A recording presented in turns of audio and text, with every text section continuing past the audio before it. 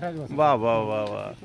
রান্নার বয়সটা আমার ধরেন আমার একটা বেটার মুসলমান এখানে একটা রাজশাহী বাবর সিটি কোনো সে আসলো না লাশের পর এর ভিতর কি আছে আমি দেখ পড়তে হ্যাঁ।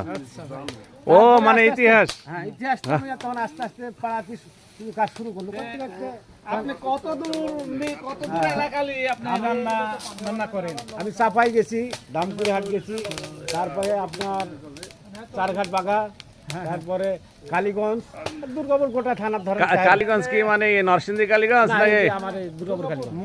আপনি গোটা রাজশাহী জেলার যে কোনো প্রান্তেই রান্না বান্না করেন আপনার ডাকে। হ্যাঁ যাক আপনি খুব ভালো রাঁধুনি, আপনার খুব আমরা সুনাম শুনেছি যে এই রাঁধুনি যে কোনো জায়গায় গেলে তার সুনাম অর্জন হয়, যে এই পাক শাক খায় খুব নাম করে।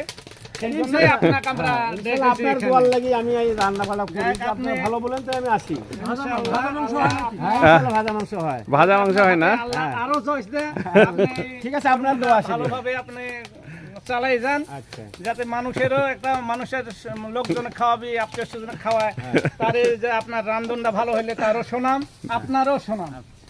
এই কাজ যা। বহুদিন থেকে আমি চালাচ্ছি ইনশাআল্লাহ।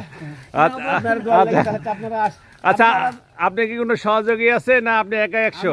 একাই 100 একা 100 কোনো সহযোগিতা লাগে না? আজকে মানে- রিয়াজুল ভাই লিখছি। হ্যাঁ কই দেখি আপনি সহযোগী এই যে ও হাই ও ভাইরা হাইরা আপনি না শোনো ভাই এটা তো সহযোগিতা। আমরা তো এই না আমরা তো জানি যে ভাই খুবই ভালো রান্না করে পাটনা